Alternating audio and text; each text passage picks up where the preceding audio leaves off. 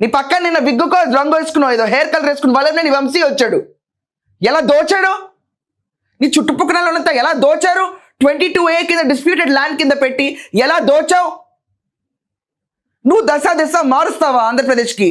వచ్చే 30 ఏళ్ళైనా రాజధాని ఉండదా? నువ్వు కూర్చో, మేకేసి కూర్చో నీ కుర్చీకి. కదిలామంటే ఊరుకునేది లేదు. నువ్వు ఇక్కడ కల్వకుంట్ల కవిత అందరూ చేరి ఒక్కొక్కరు పిచ్చి పిచ్చిగా మాట్లాడుతున్నారు రాజధాని చూసుకోండి ముందని. మేకేసి కూర్చో, నువ్వు చూపిస్తారు నీకు రాజధాని అంటే ఏంటో.